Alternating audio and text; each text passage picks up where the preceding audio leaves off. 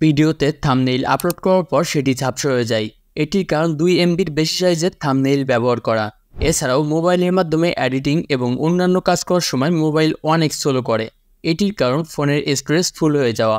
এই দুই ধরনের সমস্যার সমাধানের জন্য আমরা একটি অ্যাপ্লিকেশন ব্যবহার করব, যেটি আপনি প্লে স্টোরে জেপিজি ইমেজ কম্প্রেসর লিখে সার্চ করলে এটি পেয়ে যাবেন, অথবা আপনাদের সুবিধার জন্য এই ভিডিওর ডিসক্রিপশন বক্সে এই অ্যাপের লিঙ্ক দেওয়া থাকবে, আপনি সেখান থেকেও এটি ইনস্টল করে নিতে পারবেন।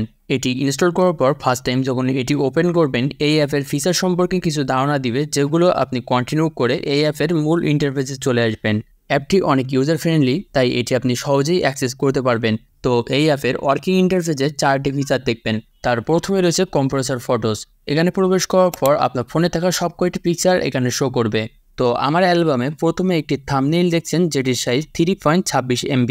যেমনটি আমি আগেই বলেছি, ইউটিউবে থাম্বনেইল আপলোড করার পর ঝাপসা হওয়ার কারণ থাম্বনেইলের সাইজ 2 MBর বেশি হওয়া। ইউটিউব তার থাম্বনেইলের জন্য 2 MB পর্যন্ত রিকমেন্ড করে। যখন থাম্বনেইলের সাইজ 2 MBর বেশি হয়ে যায়, তখন সেটি অটোমেটিকভাবে কম্প্রেসর করে নেয় এবং থাম্বনেইলকে ঝাপসা করে ফেলে। তাই এটির সমাধানের জন্য আপনি এই অ্যাপ্লিকেশনে এসে কম্প্রেসর ফটোস থেকে আপনি সেই থাম্বনেইলটি সিলেক্ট করবেন এবং কন্টিনিউ করবেন। নেক্সট স্টেপে এখানে 4টি অপশন পাবেন আপনার পিকচারকে কম্প্রেসর করার জন্য। এর মধ্যে স্মল, মিডিয়াম এবং লার্জ এই 3টি আপনি ফ্রি প্ল্যানে ব্যবহার করতে পারবেন, কিন্তু কাস্টম ফাইল সাইজ এটি ইউজ করার জন্য এই অ্যাপকে আপনাকে পারচেস করতে হবে। কিন্তু আমি রিকমেন্ড করব ফ্রি প্ল্যানের মধ্যে মিডিয়াম ফাইল সাইজ এটি সিলেক্ট করেই কম্প্রেস করতে। এখানে রেজাল্টে আপনি দেখতে পাচ্ছেন আমার অরিজিনাল পিকচারটি ছিল 3.26 MB, কিন্তু কম্প্রেস করার পর এটি মাত্র 311 KBতে কনভার্ট করে দিয়েছে। মানে বুঝতে পারছেন পিকচারের সাইজ কতটা কমিয়েছে। এখন দেখতে হবে এখান থেকে রেজাল্ট কেমন পাওয়া যায়।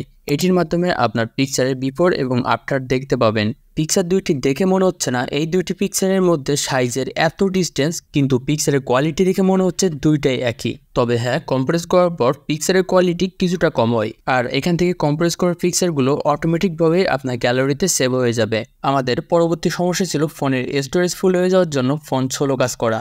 যখন আমাদের ফোনের স্টোরেজ ফুল হয়ে যায়, তখন আমাদের ফোনে থাকা পিকচারগুলো ডিলিট করে দিই, কিন্তু সেই সকল পিকচারগুলো আপনার প্রয়োজনীয়। সেক্ষেত্রে আপনি কম্প্রেস ফটো এখানে আসার পর আপনি যে সকল পিকচারগুলো ডিলিট করতে চাচ্ছিলেন, সেই সকল পিকচারগুলো ডিলিট না করে সেগুলো সিলেক্ট করে কন্টিনিউতে টাচ করবেন। আপনার প্রয়োজন মতো যে কোনো একটি চুজ করবেন, দেন কম্প্রেস করবেন।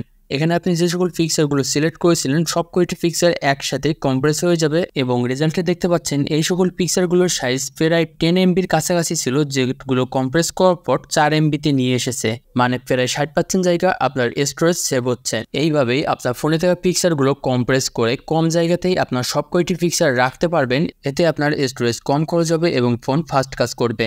এটি ছাড়াও এই অ্যাপে আরও 2টি কার্যকরী ফিচার আছে। তার মধ্যে একটি হচ্ছে এডিট ফটো। এখানে পিকচার সিলেক্ট করার পর ক্রপ থেকে আপনি বিভিন্ন রেশিওতে আপনার ইমেজকে ক্রপ করে নিতে পারবেন।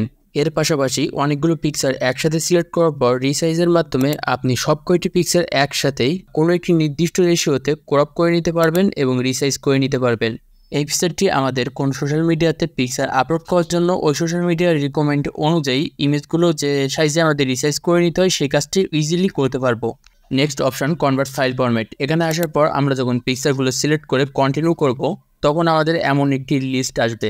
সাধারণত আমাদের কাজের সুবিধার জন্য অনেক সময় আমাদের পিকচারগুলোর ফরম্যাট চেঞ্জ করতে হয়, যেমন ব্যাকগ্রাউন্ড ট্রান্সপারেন্ট করার জন্য PNG, ওয়েবসাইট বা সফটওয়্যারের জন্য WebP এবং প্রিন্ট করার জন্য PDF। যখন আমাদের যেটি প্রয়োজন পড়বে সেটি এখান থেকে সিলেক্ট করে নিচ থেকে পিক্সেলগুলোর সাইজ কম্প্রেসর করতে চান কিনা সেটি সিলেক্ট করে কনভার্ট করে নিতে পারেন।